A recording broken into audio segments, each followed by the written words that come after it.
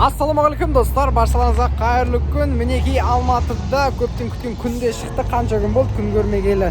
Бүгін өзіміздің автосалоннан бөлек қазір Hyundai авто орталығына барып, сол жақта Santa Fe'нің рестайлы келіп түскен екен. Соны барып, бірінші көзбен көріп кететін боламыз. Барлық болып жатқан жағдайды роликқа түсіріп отырам. Ендеше сол видеоның соңына дейін қарап, лайк басып кетіңіздер. Кеттік.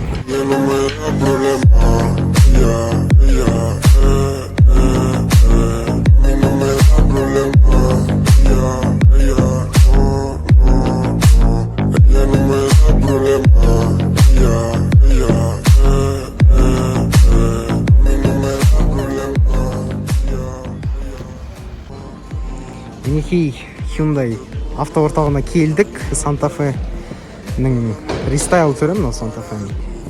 Бірінші көргенде мына дискларын алады. Автокөлік жалпы базасы өзгермеген, сол базада қалған. Бірақ сыртындағы детальдардың көбісі функциялары қосылған. Қазір ашып толықтай көретін боламыз. Күтудеміз менеджерлардың ашқанын. Сондықтан да қазір ашатын болады. Көреміз. 7 орындықта Prime комплектациясының 2.5 литр қозғалтқыш көлемімен бағасы 16.390 мың екен. Мінекей.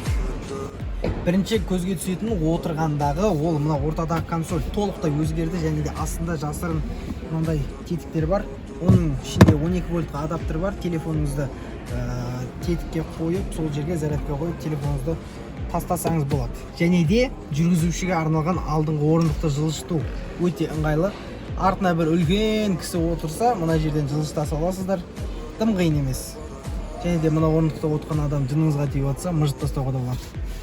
Ортадағы мынау коробканың тетігінің бәрі толықтай өзгерді. Мынау яғни кнопкамен басқарылады. Қазіргі таңға жоғарғы технологиялық Hyundai'дің бір өзінің қорабының тетігі бұл. Бұл Sonata'да да қойылды. Сондықтан мына жерде Drive Mode автокөліктің жүрісін таңдайсыз, яғни спорт, комфорт немесе жол талғамайтын толық жетекті блокқа қою функциясының бәрі бар. Мына жерде телефонды сымсыз қуаттау пәрмені. Мына жерде темекінің түтін тастайды. Болды. Екі алдыңғы орындыққа вентиляция және де орындығымызды жылытамыз. Мынау шынтақтың астындағы зат салғыштың, яғни бардачоктың көлемі айтарлықтай кішірейіп қалған алдындағы қарағанда. Өкініштақ. Жақтан да автокөліктің мына ортасы Панамеранкін деуі. Керемет. Төбемізде ештеңе өзгермеді. Сол баяғы светтер. Біздің дәл қазіргі Prime комплектациясында панорама жоқ. Ал егерде осы автокөлікке тағы 500 мың қосатын болсаңыз, толық комплектациясын аласыздар.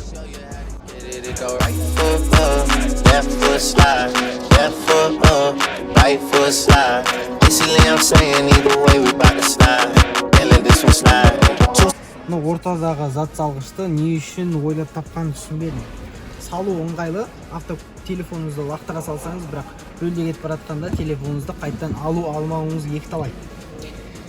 Мынау қоршаулар ешқандай өзгермеді. Автокөліктің панелінің орындауы сол баяғыдай, бұл жерге қоңыр былғары қосылды.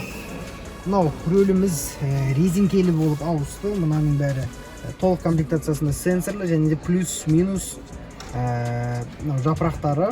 Автокөліктің қозғалтқыш көлемі 2.5 литрге ұлғайды. Бұның алдында 2.4 литр болды.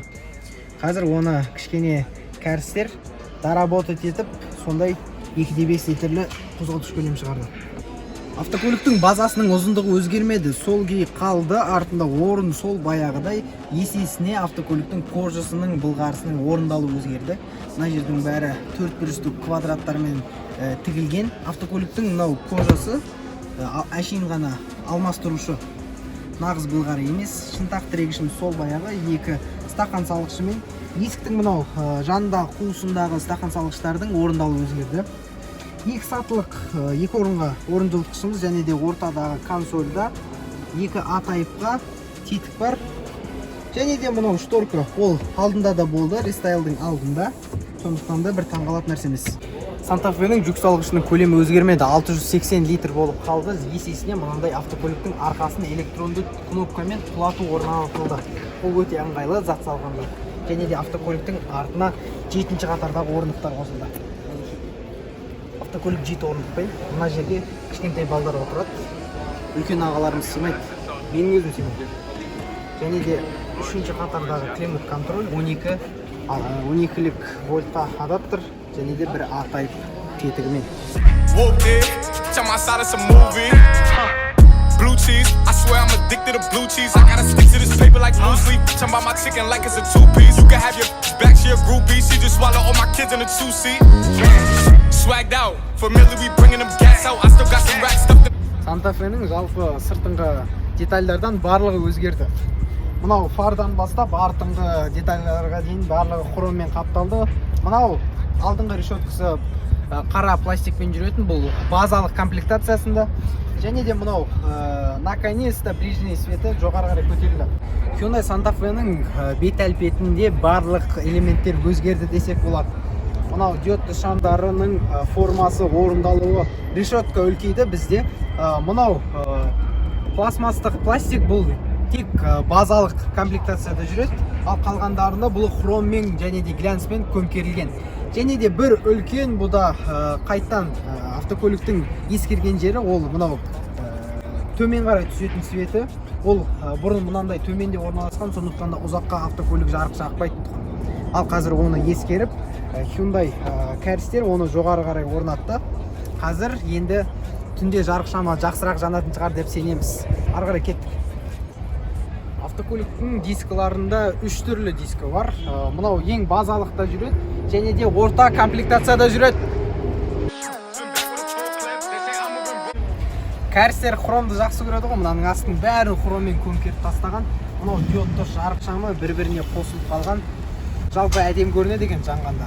Бұлай сырт көзбен арты автокөліктің айтарлықтай өзгермеген. Мынау бампермен артыңғы жарық шамы өзгерген болды. Және де автокөліктің мынау есігін ашатындағы орындалуы өзгерді. Мынаның астында да хром қосылды. Жалпы кәрістер хром қосат да рестайл қылып шығара береді, былайша айтқанда. Мынаның астында 360-лық камерасы жасырылған, әдемі барлығы. Мынау дискінің түрі не енді? Адам шошылы. Бұнда ұнататындар бар ма? Не қашып баратсың? Ал ендеше Santa Fe'нің сыртқы рестайлына баға беріп, міндетті түрде комментарий қалдырып, біздің каналға жазылып кетіңіздер. Келесіде тағы да осындай жаңа автокөліктерге шолу жасайтын боламыз. Сіздермен болған мен Жеңіс Нұрлыбай, Батыр авто, халық таңдауы. Рахмет.